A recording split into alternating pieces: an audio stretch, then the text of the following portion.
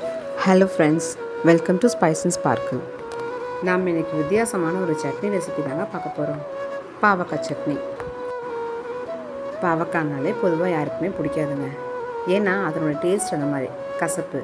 ஆனால் அந்த கசப்பே தெரியாமல் நம்ம இந்த சட்னியை எப்படி செய்யலாங்கிறத பார்ப்போம்.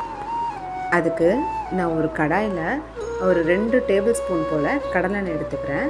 நல்லெண்ணெய் கிடச்சா இன்னும் ரொம்ப நல்லதுங்க. ஆனால் இன்றைக்கி என்கிட்ட கடலெண்ணெய் தான் இருக்குது, நான் அதை ஊற்றிக்கிறேன்.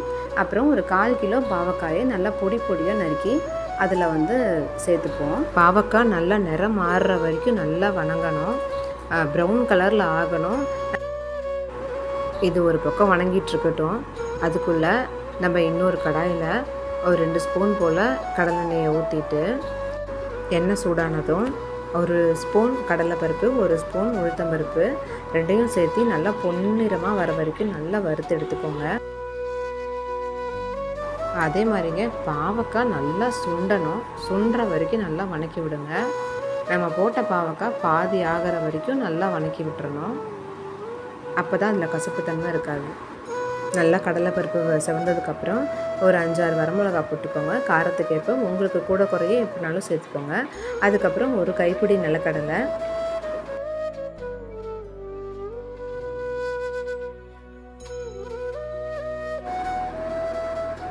அதெல்லாம் நல்லா வறுபட்டதுக்கப்புறம் ஒரு 10 பல் பூண்டு, அதுக்கப்புறம் ஒரு 10-15 சின்ன வெங்காயம் நல்லா முழுசாக தோல் வச்சு கழுவிட்டு அதில் சேர்த்துக்கோங்க.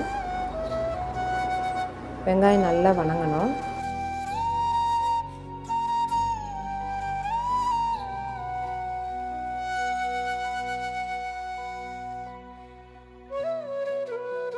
அதுக்கப்புறம் அதில் ஒரு கொத்து கருவேப்பிலை.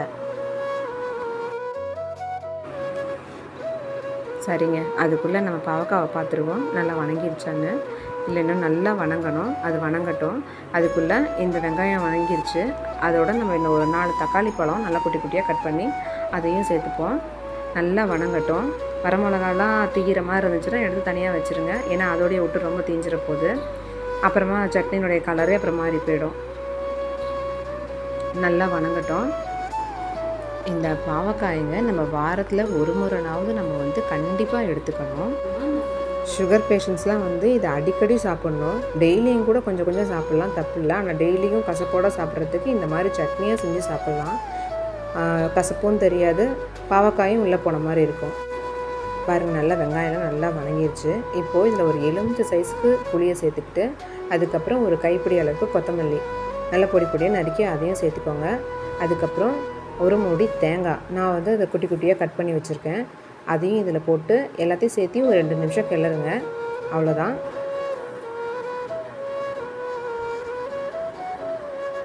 நல்லா பாவக்காயும் வணங்கிருச்சு. இப்போ இதையும் அதோடு சேர்த்து ஒரு 2 நிமிஷம் கிளறிட்டு அடுப்பை ஆஃப் பண்ணிடலாம். இது நல்லா ஆற விட்டுட்டு ஒரு மிக்ஸி ஜாரில் போட்டு நம்ம அரைச்சி எடுத்துக்கலாம். இதோட நம்ம எடுத்து வச்சிருந்த வரமிளகாயும் சேர்த்துப்போம். சேர்த்துட்டு இதில் 1 ஸ்பூன் வெல்லம், இதுக்கு தேவையான உப்பு, நான் இங்கே கல்லுப்பு சேர்த்துக்கிறேன். கொஞ்சமாக தண்ணி சேர்த்து நல்லா கெட்டியாக அரைச்சி எடுத்துக்கோங்க. இப்போ இதை தாளிக்கிறதுக்கு ஒரு தாளிப்பு கரண்டியில் ஒரு 1 ஸ்பூன் போல் கடலெண்ணெயை ஊற்றி எண்ணெய் சூடானதும் ஒரு ஸ்பூன் கடுகு பொரிஞ்சதுக்கப்புறம் ஒரு ஸ்பூன் கடலைப்பருப்பு, 1 ஸ்பூன் உளுத்தம்பருப்பு ரெண்டும் நல்லா செவந்ததுக்கப்புறம் ஒரு கொத்து கருவேப்பிலையை நல்லா பொடியாக நறுக்கி அதில் சேர்த்துக்கோங்க. நான் எப்பயுமே கருவேப்பிலையை பொடியாக தான் நறுக்கி சேர்த்துப்பேன். ஏன்னா அப்போ தான் யாராலையும் அதை அதிகம் பொறுக்கி வைக்க முடியாது. பாதினாவது உள்ளே போயிடும், பாதி வேஸ்ட்டாக போனாலும் பரவாயில்ல. அதோட ஒரு 2 வரமிளகா, கொஞ்சம் போல் பெருங்காயம் எல்லாம் நல்லா வணங்கினதுக்கப்புறம் நம்ம அரைச்சி வச்சுருந்த சட்னி மேலே அதை ஊற்றிடணும். அவ்வளோதாங்க, நம்ம பாவக்காய் சட்னி ரெடி ஆயிடுச்சு. இப்போ நல்லா சுடு சாதத்தில் நம்ம பாவக்காய் சட்னியை போட்டு நல்லெண்ணெயை ஊற்றி கூட உருளைக்கிழங்கை வறுவலை வச்சு பிசைஞ்சு சாப்பிட்டா அவ்வளோ டேஸ்ட்டாக இருக்கும். நீங்களும் இதை வீட்டில் ட்ரை பண்ணி பாருங்கள். ட்ரை பண்ணி பார்த்துட்டு உங்கள் வீட்டு குழந்தைங்க இதை ருசித்து சாப்பிட்டாங்களான்னு கமெண்ட்டில் சொல்லுங்கள். வீடியோ பிடிச்சிருந்தா லைக் பண்ணுங்கள், ஷேர் பண்ணுங்கள், சப்ஸ்கிரைப் பண்ணுங்கள். தேங்க்ஸ் ஃபார் வாட்சிங்.